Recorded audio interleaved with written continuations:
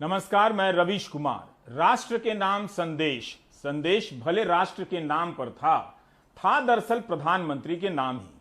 और उनके नाम संदेश यह था कि अपनी नाकामी पर पर्दा डालने के लिए तथ्यों को इधर उधर कर तर्क गढ़ने से भले ही गलती छिप जाती है, लेकिन हमेशा के लिए ओझल नहीं होती है। जब जब पर्दा हटता है तब तब गलती दिखाई दे जाती है। राष्ट्र के नाम संदेश से यही हुआ। काश कोई इंटरनेट का महारथी प्रामाणिक रूप से पकड़ पाता कि मौजूदा टीका अभियान की नाकामी को छिपाने के लिए पल्स पोलियो का उदाहरण सबसे पहले कब और कहां पर अवतरित होता है, तो आपको दिलचस्प जानकारी मिलती कि कैसे व्हाट्सएप यूनिवर्सिटी से शुरू हुआ एक लॉजिक तर्क बीजेपी के नेताओं के बयान से होते हुए प्रधानमंत्री के भाषण तक पहुंचता है। तो आपको दिखता कि तर्क और तथ्य गढ़ने की प्रक्रिया कहां से शुरू होती है और कैसे सभी एक लाइन में नजर आते हैं, सब एक ही बात बोलते हैं। कई बार तर्क ऊपर से चलता हुआ नीचे जाता है, लेकिन इस मामले में तर्क नीचे से होता हुआ राष्ट्र के नाम संदेश में पहुंचा है। यानी तर्क का ट्रायल पहले कर लिया जाता है, फिर उसके बाद भाषण का डोज दिया जाता है। मैं यह तो नहीं बता सकता कि प्रधानमंत्री का भाषण कौन लिखता है, लेकिन उनके भाषण में कुछ बातें कहां से चलकर आई हैं, उन रास्तों पर आपको जरूर ले जा सकता हूं। ये कुछ फेसबुक पेज हैं जिनके नाम आज की राष्ट्रीय राजनीति के अनुकूल रखे गए हैं। कट्टर हिंदू हो तो ज्वाइन करो, भगवाए हिंद, we support Narendra Modi, we support NaMo, we support BJP India, अब की बार फिर योगी सरकार 2022 ब्रैकेट में भगवा की शान, हिंदू धर्म संसद हिंदुओं की शान योगी, देश की पहचान मोदी, अखंड भारत देश की पुकार, हिंदू राष्ट्र, पप्पू के राजनीतिक व्यंग्य।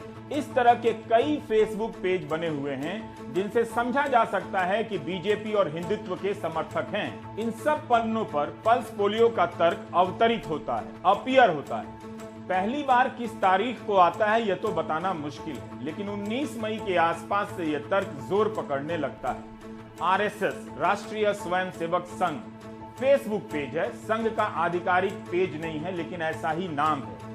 इस पेज पर लिखा है कि जिनके बाप दादा ने पोलियो की 2 बूंद पिलाने में 25 साल से ज्यादा लगा दिए, वो कहते हैं कि 6 महीने में सबको वैक्सीन लग जाए। 23 मई का यह पोस्ट है। 7 दिन के बाद 29 मई को बीजेपी सांसद सुशील मोदी ट्वीट करते हैं कि जिन्हें पोलियो का टीका देने में 25 साल लगे, वे कोरोना के टीकाकरण पर फैला रहे हैं भ्रम। सुशील मोदी का यह बयान अखबार में भी छपता है। कोरोना के टीका अभियान की जब पोल खुलने लगी और नाकामी के किस्सों से सोशल मीडिया के पेज भरने लगे, तब शायद पल्स पोलियो का यह तर्क लाया गया कि 25 साल लग गए। यही तर्क राष्ट्र के नाम संदेश में दूसरी तरह से जगह बनाता है, जब प्रधानमंत्री पिछली सरकारों के टीका अभियान की तुलना अपने अंदाज में करते हैं। आप प्रधानमंत्री के बयान का यह हिस्सा सुनेंगे तो लगेगा कि भाषण से पहले किस किस किताब का अध्ययन किया गया होगा। आप पिछले 50-60 साल का इतिहास देखेंगे तो पता चलेगा कि भारत को विदेशों से वैक्सीन प्राप्त करने में दशकों लग जाते थे।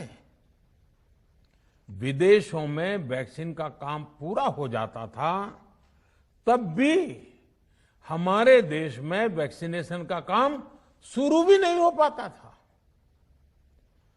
पोलियो की वैक्सीन हो, स्मॉल पॉक्स, जहां गांव में हम इसको चेचक कहते हैं, चेचक की वैक्सीन हो, हेपेटाइटिस बी की वैक्सीन हो, इनके लिए देशवासियों ने दशकों तक इंतजार किया था। तो आपने देखा कि कैसे इस तर्क का ट्रायल 1 महीना पहले से हो रहा था और अंत में राष्ट्र के नाम संदेश में बूस्टर शॉट का रूप लेता है।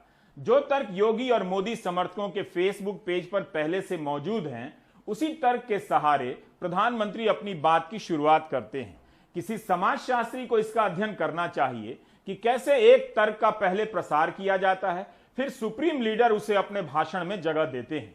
इस तरह नीचे फैलाए जा रहे कुतर्कों का राष्ट्रीयकरण हो जाता है। कुतर्क इसलिए कहा कि आप पल्स पोलियो अभियान की तुलना कोरोना वायरस के टीका अभियान से नहीं कर सकते हैं। पल्स पोलियो अभियान पर अलग से बात होगी क्योंकि समय अभी कम है और एंकर की क्षमता और संसाधन दोनों सीमित हैं। बहरहाल जो समझ में आया उसके आधार पर कुछ बातें बेहद स्पष्टता से आपके सामने रखना चाहता हूं। पहली बात, पल्स पोलियो की नाकामी या कामयाबी दोनों की तुलना कोरोना के टीका अभियान से नहीं की जा सकती। पल्स पोलियो का अभियान उन्मूलीकरण था। उन्मूलन मतलब जड़ से मिटा देने का अभियान।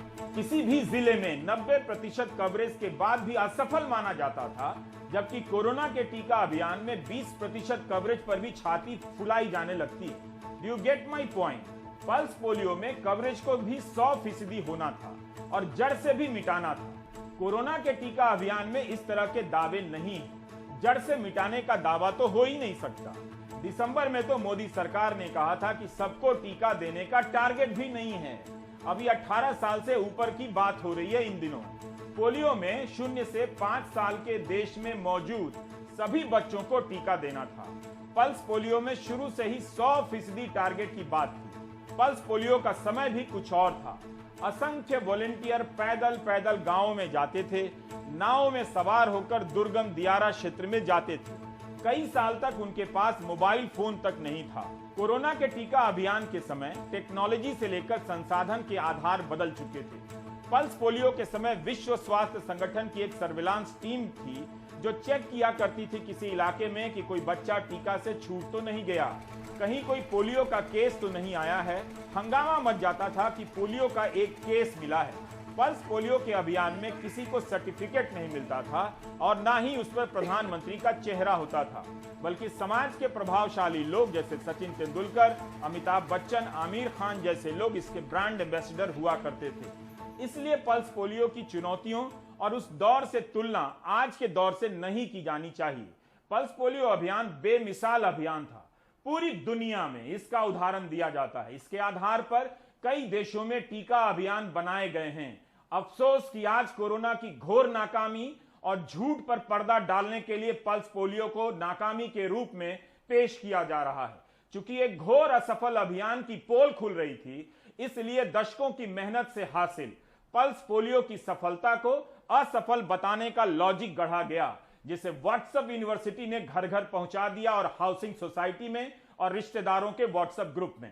आपने भी देखा था कि बिना वेबसाइट में आधार कार्ड का नंबर दिए पोलियो वाली दीदी आपके घर आ जाती थी। तब भी आप मानने लगे कि वो असफल अभियान था। अब आधार कार्ड का नंबर देकर भी डेट नहीं मिलता है और टीका केंद्र पर जाकर भी टीका नहीं मिलता है, तो वो हकीकत आपको दिखाई नहीं देती है। आप देख रहे हैं, कई दिनों से इंतजार कर रहे हैं कि टीका नहीं है, लेकिन अभियान शुरू हो चुका है और उसे दुनिया का सबसे बड़ा अभियान बताया जा रहा है। लेकिन आप भरोसा कर रहे हैं व्हाट्सएप यूनिवर्सिटी के फालतू तर्कों पर। प्रोपेगेंडा के इसी भरोसे के कारण हमारी आंखों के सामने लाखों लोग मर गए, लेकिन सरकार ने धूल झोंक कर बताया कि कुछ 100 मरे हैं। आलम यह है कि अखबार बता रहे हैं कि मरने वालों की संख्या का सरकारी दावा झूठ है, सत्य से बहुत दूर है। लेकिन आपको राहत इस बात से मिल रही है कि पल्स पोलियो फेल था। आप नागरिक उस फेल विद्यार्थी की तरह हैं जो इस बात से खुश होता है कि इस बार का रिजल्ट खराब था और बहुत सारे बच्चे फेल हुए हैं। इसलिए आपको मरने वालों की संख्या छिपाने वाली बात में कुछ भी गलत नहीं लगा। घर में शब्दकोश हो तो गैरत का मतलब खोजिएगा। किस तरह जब गैरत यानी आत्मसम्मान खत्म हो जाती है तो नागरिक मुर्दा हो जाता है। सिंपल इंग्लिश में बता रहा हूं, तभी यहां का नागरिक समाज इस बात से नॉर्मल हो चुका है कि मरने वालों की सही संख्या नहीं बताई जा रही है। बहरहाल हम बात कर रहे हैं पोलियो और कोरोना के टीका अभियान के बीच की तुलना की, जो की ही नहीं जा सकती है। उनका जिक्र कर आज की नाकामी की जवाबदेही से नहीं बचा जा सकता है। हमारे देश ने, देश के वैज्ञानिकों ने ये दिखा दिया कि भारत बड़े बड़े देशों से पीछे नहीं है। आज जब मैं आपसे बात कर रहा हूं तो देश में 23 करोड़ से ज्यादा वैक्सीन की डोज दी जा चुकी है। 23 करोड़। भाषण सुनकर लगेगा कि पल्स पोलियो एक नकारा, एक अधूरा अभियान था। इस वक्त कोई बड़ी सी कामयाबी हासिल की जा रही है। जो बात प्रधानमंत्री और आईटी सेल ने नहीं बताई, उसे बता रहा हूं। 2013 मार्च में global health science and practice journal में एक पेपर छपा। इसमें बताया गया है कि 1998 में भारत ने एक दिन में 13.4 करोड़ बच्चों को पोलियो का ड्रॉप दिया था, एक दिन में। 2011 में 2 दिनों के राष्ट्रीय टीकाकरण अभियान के तहत 23 लाख टीका लगाने वाले कार्यकर्ताओं ने कुल 17.2 करोड़ बच्चों को टीका लगाया था, ड्रॉप दिया था। फरवरी 2012 की एनडीटीवी की रिपोर्ट है, 2 दिनों के राष्ट्रीय अभियान के तहत 17 करोड़ बच्चों को पोलियो का ड्रॉप दिया गया। क्या आप अब भी पल्स पोलियो को खराब बताना चाहेंगे? 2 दिन में 17.2 करोड़ बच्चों को इस देश में ड्रॉप दिया जा चुका है। यह हमारा रिकॉर्ड है। आज की सरकार होती तो पोलियो ड्रॉप की दोनों बूंदों को जोड़कर बताती कि 34 करोड़ से अधिक ड्रॉप दिए गए हैं। बच्चों की नहीं संख्या बताती, ड्रॉप की संख्या बताती।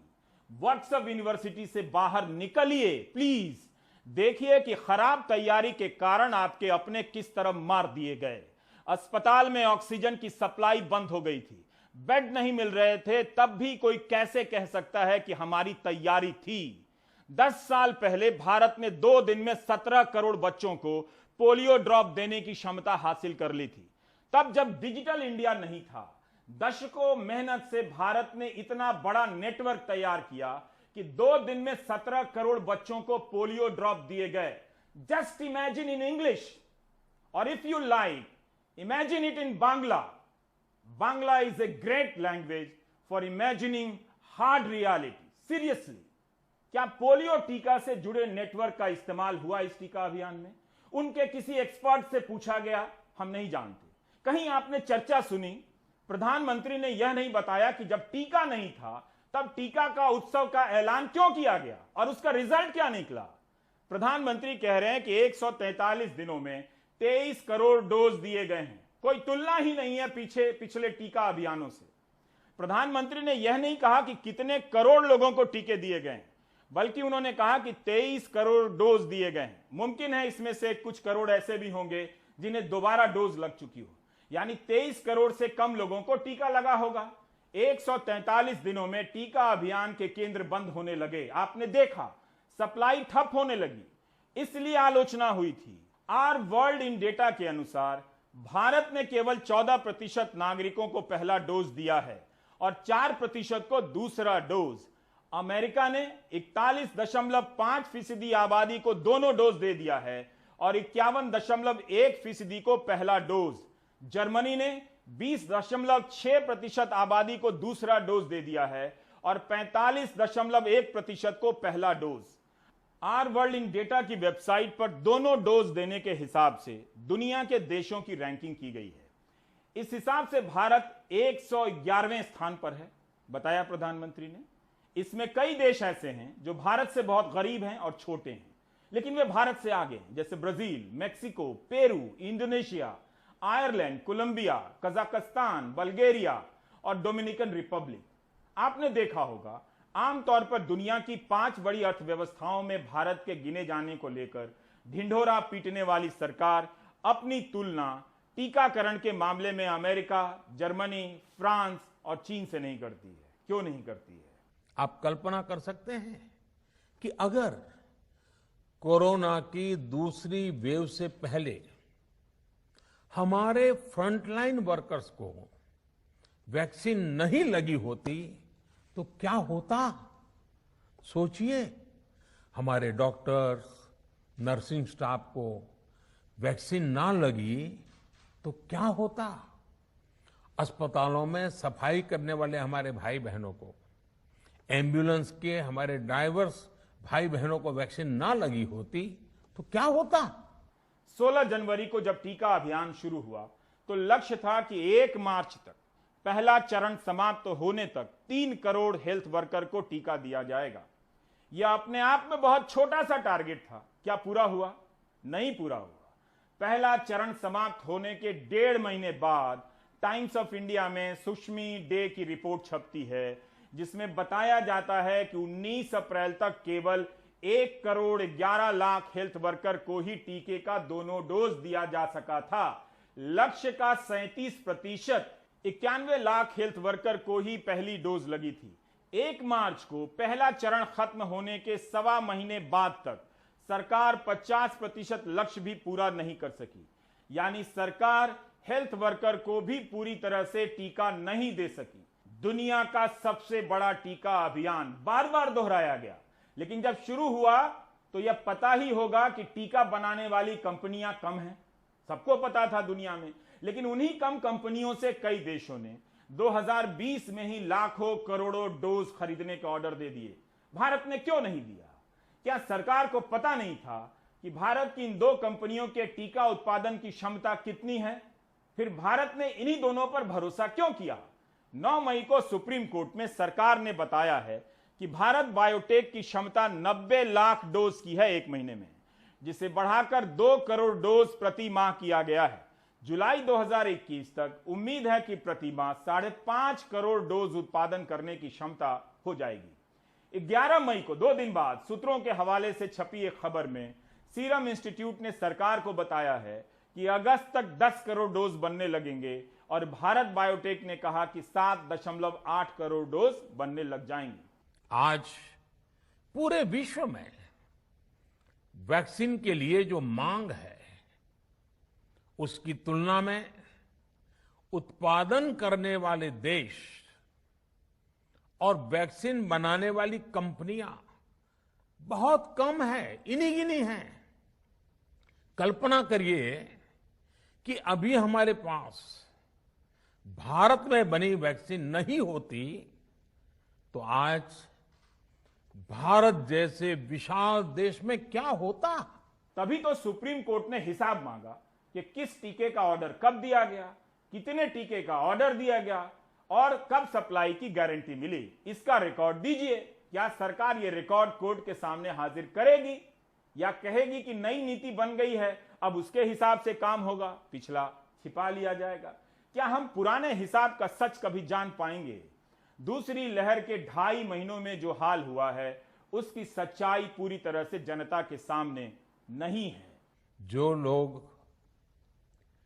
वैक्सीन को लेकर आशंका पैदा कर रहे हैं, अफवाहें फैला रहे हैं, वो भोले भाले भाई बहनों के जीवन के साथ बहुत बड़ा खिलवाड़ कर रहे हैं। शायद प्रधानमंत्री को याद होगा कि इसी 26 मई को देश में डॉक्टरों की सबसे बड़ी संस्था आईएमए ने उन्हें एक पत्र में ऐसी ही अफवाहों के प्रति चेतावनी दी थी। दरअसल इससे पहले रामदेव का एक बयान सोशल मीडिया में वायरल हुआ था, जिसमें वो कह रहे थे कि 1000 डॉक्टर कोरोना के टीके की 2 डोज लेने के बावजूद कोविड से नहीं बच सके। आईएमए ने इस बयान का हवाला देते हुए कहा कि टीकों के प्रति अफवाह फैलाने वाले ऐसे लोगों के खिलाफ बिना देरी किए देशद्रोह के तहत कार्रवाई होनी चाहिए, क्योंकि वो सरकार के उपचार के तरीके और टीका के खिलाफ प्रचार कर रहे हैं। क्या प्रधानमंत्री रामदेव के उस बयान का संज्ञान लेंगे, कोई कार्रवाई करेंगे? वैसे इससे पहले उनकी ही पार्टी के कई नेता गोबर से लेप लगाकर गौमूत्र पार्टी कर कोरोना को भगाने का दावा कर रहे थे। तब प्रधानमंत्री ने क्या किया, उस पर उनकी राय क्या है? खैर चलिए अब टीकाकरण के हाल का जायजा लेते हैं, जो सभी राज्यों के लिए एक चुनौती है। लोग अभी भी झिझक रहे हैं, लेकिन यह याद रखना चाहिए कि उससे कहीं ज्यादा बड़ी संख्या में लोग टीके की मांग कर रहे हैं। टीका लगवाना है, करना पड़ता है। अपना आधार लेके जाओ, खाना खा के लगवाए, बुखार से वो बीमारी न हो जाए। कोरोना नहीं होगा ना, टीका लगवाना न हो तो आपके परिवार में न हो किसी के। हाँ हमको भाई दे भाई ना डराने की जरूरत नहीं है। सब कोई तो आपके परिवार का, आपके गाँव का, मोहल्ले का सब कोई तो लगवा रहा है। लगवाओ दे, हम चलो लगवा देंगे, कोई दिक्कत नहीं होगी। नहीं आप साथे का हम गलती भूल गए। वो जरूरी है ना, सब फिर नहीं तो रोग कंट्रोल कैसे होगा कोरोना, बताओ। अब एक लोग का होगा तो सब हुए चाहे ना हुए, हमको मरे के मर जाए।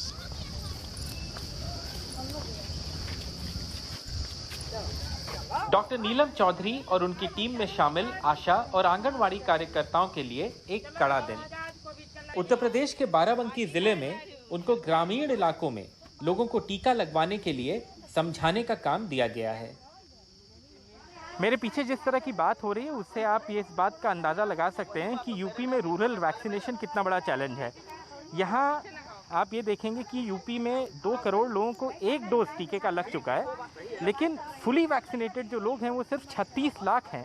और ये बहुत कम संख्या है क्योंकि यूपी की जो टोटल पॉपुलेशन है वो कम से कम 23 करोड़ है और ये एक बहुत बड़ी चैलेंज है। फिलहाल उत्तर प्रदेश की महज 1.5% आबादी को ही कोविड वैक्सीन के दोनों डोज लगे हैं। देश के बड़े राज्यों के मुकाबले ये संख्या काफी कम है। हमारे यहाँ सब तैयार हैं। तुम लोग को टीका लगा है? और ये लोग भी अभी तक लगे। उत्तर प्रदेश सरकार के नए अभियान में कोशिश ये है कि जून में 1 करोड़ नए लोगों को टीका दिया जा सके। सरकार की तरफ से जारी आंकड़ों के मुताबिक जून के पहले हफ्ते में करीबन 22 लाख लोगों को टीके लगे, यानी रोज औसतन 3 लाख। आप भी हम लोग के साथ में थे, लेकिन मोस्टली लोग तैयार हैं। कुछ लोग बिल्कुल हेजिटेट कर रहे हैं, जैसे ओल्ड एज के लोग हैं, कुछ महिलाएं हैं, तो वो नहीं हेजिटेट कर रहे हैं वैक्सीनेशन के लिए। तो हम लोग उन लोगों को समझाते हैं कि आप प्रोटेक्ट रहोगे तो आपके बच्चे भी, आपका परिवार सुरक्षित रहेगा। 100 का टारगेट है तो कितना अचीव कर पा रहे हैं? हम लोग 80-90% तक अचीव कर लेते हैं। सर बहुत ज़रूरी है, बहुत ज़्यादा ज़रूरी है सर। पूरा 100 के 100% हमें लगता है कि ज़रूरी है, क्योंकि सबके घर में छोटे छोटे बच्चे हैं, गरीब परिवार है, और वो अगर किसी को एक बीमारी लग गई तो पूरा परिवार झेल जाता है।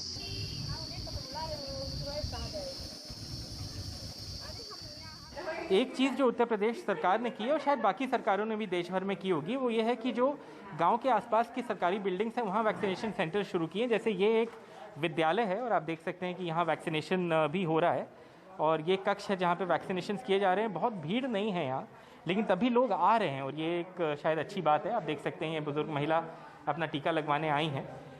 शायद इसलिए भी उतनी भीड़ नहीं है क्योंकि अभी 18 से ऊपर के लोगों का वैक्सीनेशन यहाँ शुरू नहीं हुआ है, 44 से ऊपर के ही लोगों का हो रहा है, और इसलिए शायद भीड़ नहीं है। और एक चिंता का भी विषय है, इधर अगर आप देखें तो कुछ लोग हैं जो अपना टीका लगवा चुके हैं और यहाँ 30 मिनट जो वेट करना होता है कर रहे हैं। ये बुजुर्ग व्यक्ति, वो महिला, ये सब लोग यहाँ पे हैं। लेकिन ये जो दृश्य हैं रूरल इंडिया के, इससे आपको पता लगता है कि रूरल वैक्सीनेशन कितना बड़ा चैलेंज है यूपी जैसे राज्य के लिए। लेकिन उत्तर प्रदेश के गाजीपुर में रास्ता बड़ा मुश्किल दिख रहा है। पुलिस थाने में बैठे इस डॉक्टर की आंखों में आंसू हैं। लोगों को टीका लगवाने के लिए जब वो एक गांव में गए तो उनके और उनकी टीम के साथ बदसलूकी की गई। हम लोग एक तो राष्ट्रीय कार्यक्रम कर रहे हैं, उसमें भी ये लोग हमसे मिसव्यवहार हो रहा है, तो इसको सरकार की दायित्व है कि हम लोग की रक्षा करें। अरे इधर आओ तो। उत्तर प्रदेश में सचमुच रास्ता आसान नहीं है। गाजीपुर में सुनील सिंह, बाराबंकी में सरफराज वारसी और कैमरा पर्सन राजेश गुप्ता के साथ आलोक पांडे, एनडीटीवी इंडिया। ये आगरा का पारस अस्पताल है, आज इसे सील कर दिया गया।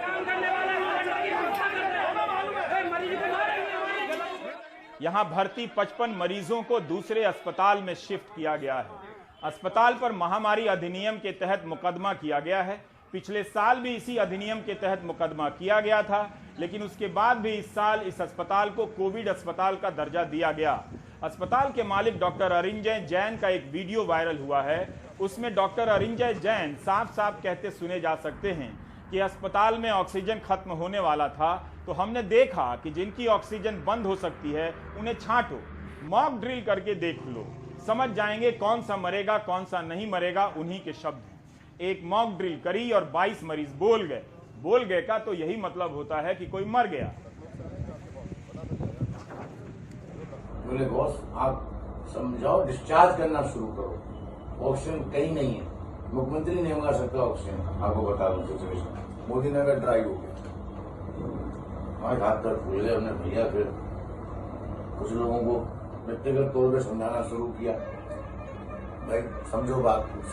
कुछ लोग कर समझदार भी थे उसमें, जो भी पेंडुलम बने रहे, नहीं जाएंगे मैंने कोई नहीं जा रहा, छोड़ दिमाग मत लगाओ, छोड़ो। अब वो छांटो जिनकी ऑक्सीजन बंद हो सकती है, जो बिल्कुल ही डेडलाइन पे है। एक ट्रायल मार दो दोपहर में, एक मॉक ड्रिल करके देख लो, समझ जाएंगे कौन सा मरेगा कौन सा नहीं मरेगा। सही बात है। एक मॉक ड्रिल करी हमने सुबह 7 बजे, मॉक ड्रिल हुई, सब दोषी बंदे, ये किसी पता नहीं, ये मॉक ड्रिल कराई, सुन कर दी सबके, फिर छट गए 22 मरीज, तुरंत खोल दिए गए 22 मरीज छट गए। और भाई साहब जे मरेंगे। और कितनी देर के लिए मॉकड्रिल करा? 5 मिनट के 5 मिनट में 22 मरीज मॉकड्रिल। ओहो, नीले पड़ने लगे। ओहो। 22 की मॉक ड्रिल में 22 छट गए, हम चलो जो बचे 74 बचे। सही बात है। महीने टाइम मिल जाएगा।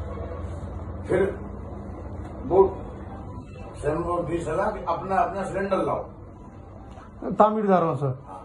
कुछ लोग उसमें सबसे बड़ा प्रयोग यही रहा। सबसे बड़ा प्रयोग यही रहा। डॉक्टर अरिंजय जैन ने माना है कि वीडियो उन्हीं का है, तभी उन्होंने उसी आधार पर सफाई दी है। लेकिन जिस तरह से कह रहे हैं वो भयानक है। मॉक ड्रिल होने पर 22 मरीज बोल गए का क्या मतलब निकाले? आगरा के सीएमओ जांच कर रहे हैं और 2 दिन के भीतर रिपोर्ट देंगे। लेकिन यह कितनी भयानक बात है? ऐसा कौन सा मॉक ड्रिल 5 मिनट के लिए किया गया कि मरीज नीले पड़ने लगे और बोल गए? जो भी पेंडुलम बने रहे, नहीं जाएंगे नहीं जाएंगे, मैंने कोई नहीं जा रहा, छोड़ दिमाग मत लगाओ, छोड़ो। अब वो छांटो जिनकी ऑक्सीजन बंद हो सकती है, जो बिल्कुल ही डेडलाइन पे है। एक ट्रायल मार दो दोपहर में, एक मॉक ड्रिल करके देख लो, समझ जाएंगे कौन सा मरेगा कौन सा नहीं मरेगा। सही बात है, सही बात है। बताइए, इस तरह से तो बात हो रही है। डॉक्टर कह रहे हैं कि दिमाग मत लगाओ, उनको छांटो जिनकी ऑक्सीजन बंद हो सकती है। एक ट्रायल मार दो, मॉक ड्रिल करके देख लो कौन मरेगा कौन सा नहीं। आपने सुना किस तरह से बातें कही जा रही है। हमारे सहयोगी नसीम अहमद को डॉक्टर अरिंजय सफाई के नाम पर उर्दू पढ़ा रहे हैं।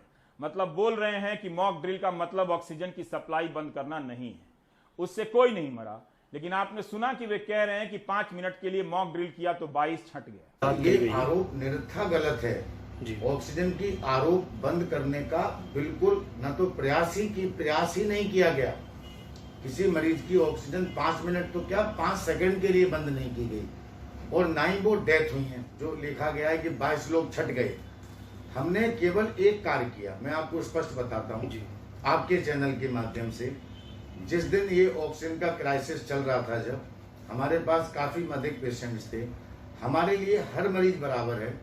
हमने हर मरीज के जान बचाने के लिए बैठक की हॉस्पिटल में, प्रयास किए कि कैसे हम मरीजों को कैटेगराइज करें। तो हमने 3 हिस्सों में मरीजों को कैटेगराइज किया।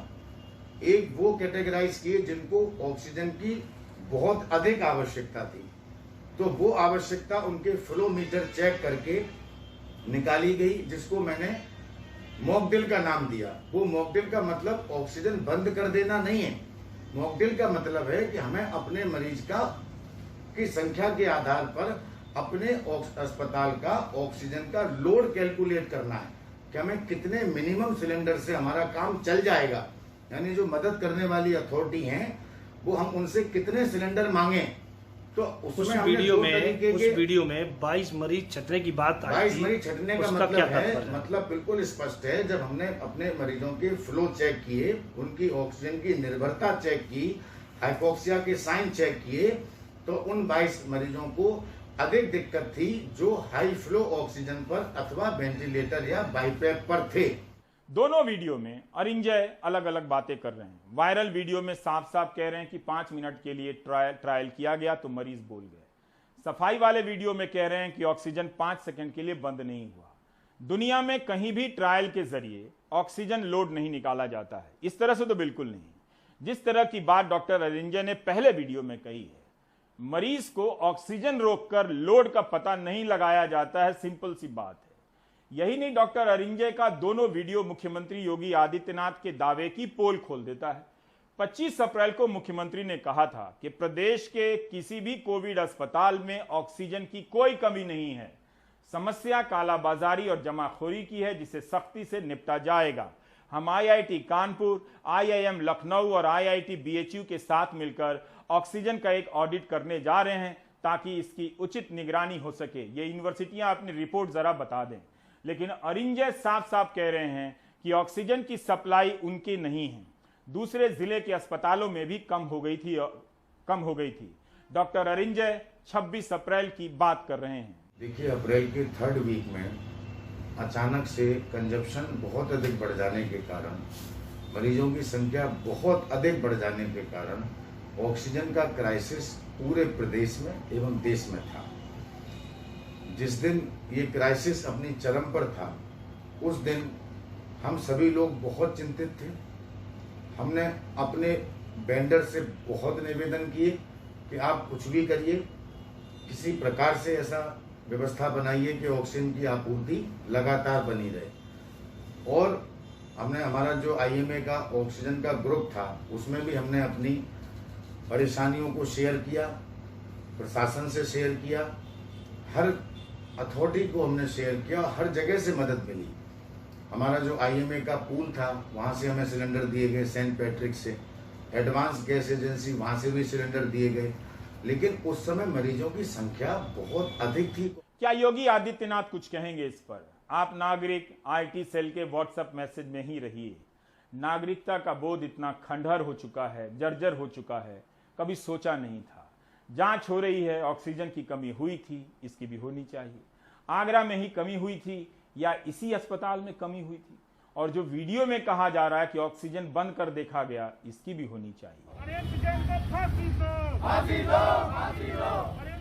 इस खबर के बाहर आते आगरा में कांग्रेस के कार्यकर्ताओं ने थाना न्यू अगर आगरा पर प्रदर्शन किया और पारस अस्पताल के मालिक डॉक्टर अरिंजय जैन के खिलाफ हत्या का मुकदमा दर्ज करने की मांग की।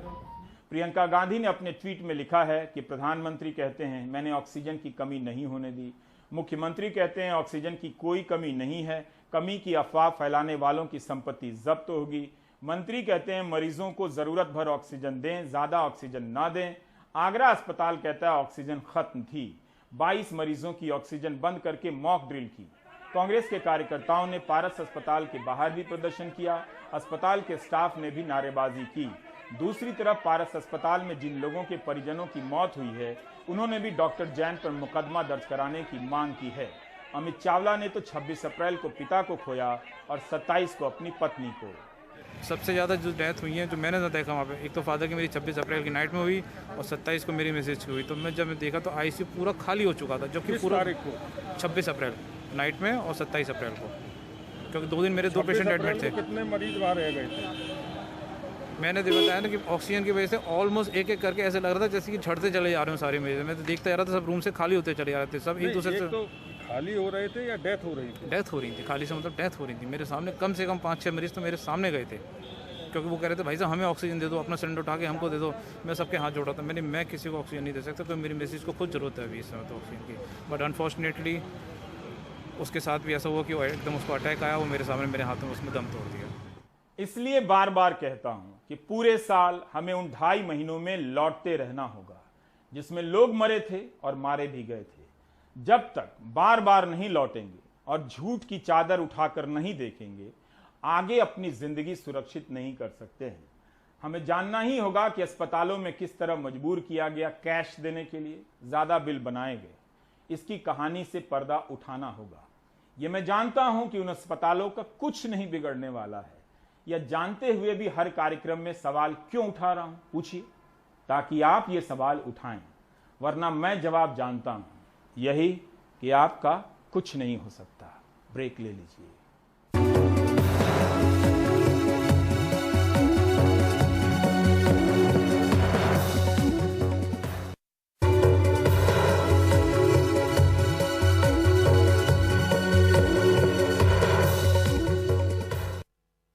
कोविड ने खौफ और चिंता की एक नई महामारी को भी जन्म दिया है।